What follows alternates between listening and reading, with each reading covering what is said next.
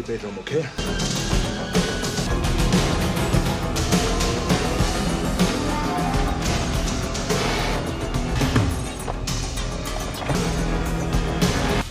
Where is she? Your daughter's safe, and if you want your kid back, then you gotta cooperate. Wrong. The film opens on a quiet early morning in a suburban neighborhood, where the rumble of a garbage truck disrupts the stillness. Two garbage men, Cook and Diaz, hang precariously from its sides. The unexpected early arrival catches Lawson, a former commando, off guard as he rushes out of bed to dispose of his trash. However, his routine is shattered when the two men reveal their true identities as highly trained assassins. In an instant, they draw their weapons and fire, killing him without hesitation. Later, Cook finds himself at a car dealership, where he encounters Forrestal, a salesman and fellow ex-military man.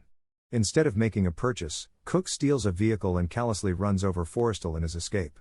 Meanwhile, at a nearby fishing yard, Bennett, another former commando, boards his boat while keeping an eye on Cook and Diaz.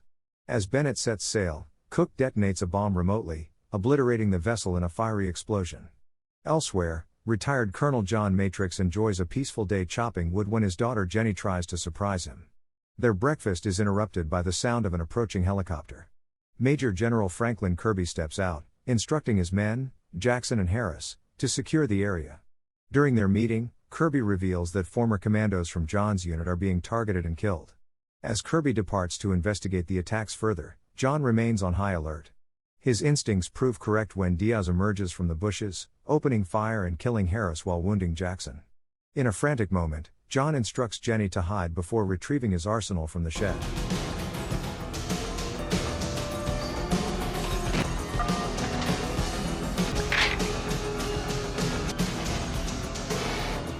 Upon returning, he discovers Jackson dead and Jenny abducted.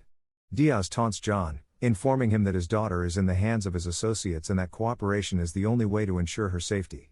Defiant, John kills Diaz and sets off in pursuit of the kidnappers.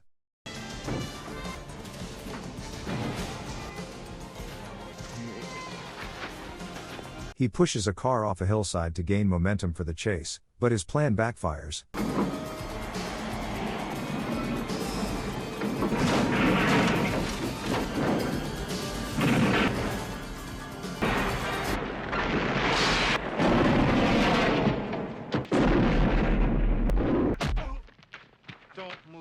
Leading to his capture. In a shocking twist, Bennett, who was presumed dead in the explosion, reveals himself as one of John's adversaries. He confronts John with a vendetta stemming from John's past actions that led to Bennett's expulsion from the commando unit. With a tranquilizer dart, Bennett incapacitates John.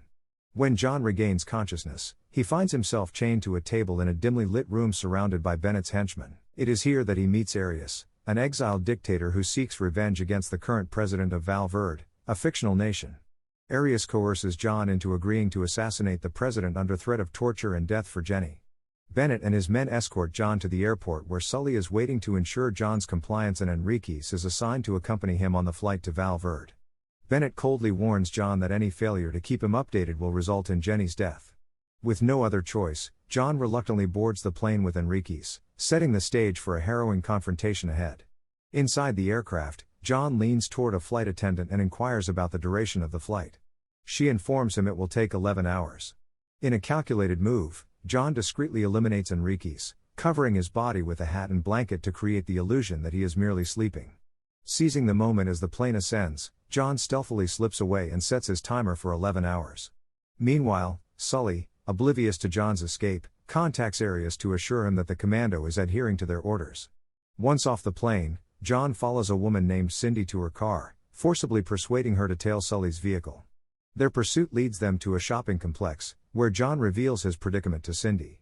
Although she feigns belief in his story, as soon as he releases her, she betrays him to a mall security guard, labeling him a crazed kidnapper.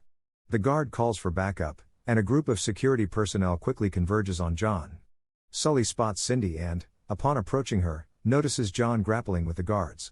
In a panic, he races to a payphone, but John thwarts his escape by uprooting the entire booth. Surrounded by security guards, John fights back fiercely while Sully makes his way toward the elevator. Just as one guard prepares to shoot John, Cindy pushes him down a flight of stairs.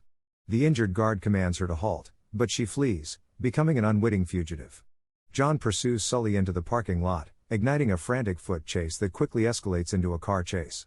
Utilizing Cindy's vehicle, he follows Sully onto the road but pauses to pick up Cindy, who is bewildered by the chaos unfolding around her. As John recklessly navigates through traffic in pursuit of Sully, she bombards him with questions. The chase intensifies as Sully opens fire on them while trying to evade capture. The vehicles veer off the highway until Sully's car flips over, leading to a collision between John's vehicle and a nearby pole. Determined, John approaches Sully and retrieves a motel room key from his pocket.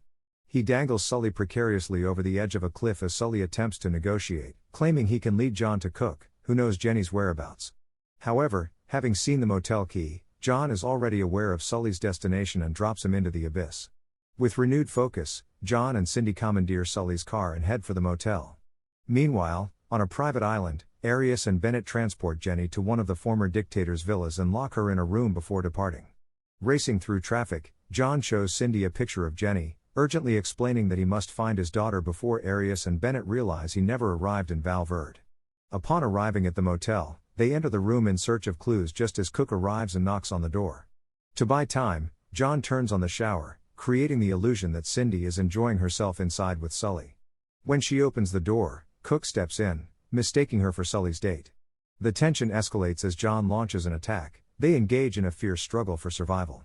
Ultimately, John overpowers Cook and kills him before stepping outside to inspect his car. Cindy discovers a fuel receipt bearing an address for a private plane hangar. They swiftly take Cook's car and arrive at the hangar, which triggers John's memory. It's where he regained consciousness after Bennett had shot him with a tranquilizer. John makes a daring entrance through the roof, uncovering a clandestine operation run by Arias's rebel soldiers, who are smuggling weapons. He stealthily navigates to the control room, swiftly neutralizing one of the rebels before opening the window to let Cindy in. Together, they piece together that Jenny is being held captive on an island, with a seaplane available in San Pedro for their escape.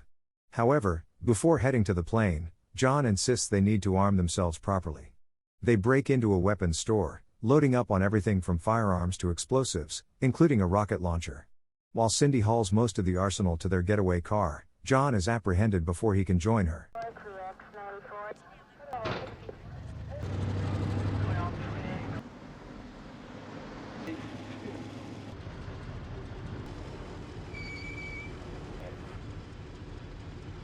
Undeterred, she follows the police vehicle transporting him and ingeniously uses the rocket launcher to orchestrate his daring escape.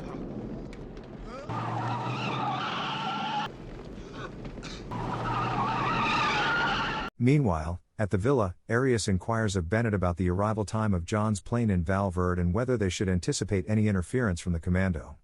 Bennett assures him that the plane will touch down in less than 2 hours and that John will not take any risks that could jeopardize his daughter's safety. Upon reaching San Pedro, John and Cindy commandeer the seaplane, setting their course for Arias's island. Back at the villa, Jenny desperately seeks an escape route while Bennett ominously explains that once John's mission in Val Verde concludes, he will come for Arias. The following morning, John and Cindy arrive at the island, landing the seaplane just off its shores. Simultaneously, the airliner reaches Val Verde, and as the hat covering Enrique's face slips off, John instructs Cindy to contact Major General Kirby while he prepares for battle.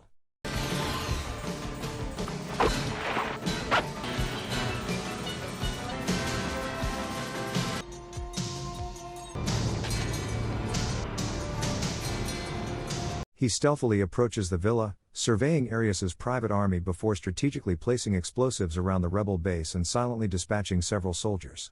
At the Val Verde airport, Bennett's men await John and Enrique's exit from the plane but are startled when a body is carried out on a stretcher, revealing it to be Enrique's. They promptly alert Arias, who, consumed by power, commands Bennett to eliminate Jenny. Kill her.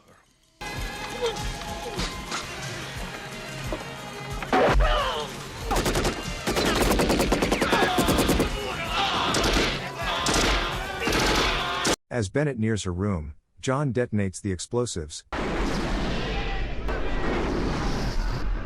igniting chaos and warfare. In his pursuit, Bennett discovers that Jenny has just escaped, prompting him to chase after her. John fights his way through waves of Arias's troops on his path to the villa. At last, Cindy successfully radios General Kirby, who receives her urgent message. Amidst the battle, John seizes an M60 machine gun, unleashing devastation on Arias's forces and paving his way into the villa. In a climactic confrontation, Arias joins the fray but is swiftly gunned down by John. With lethal determination, Bennett pursues Jenny into the basement where John confronts him. Oh, wait, that chicken shit gun. On the pull the trigger. It's between you and me. The two engage in a fierce knife fight. Though it is a brutal struggle, John ultimately overcomes his adversary. John, I feel good. Shit.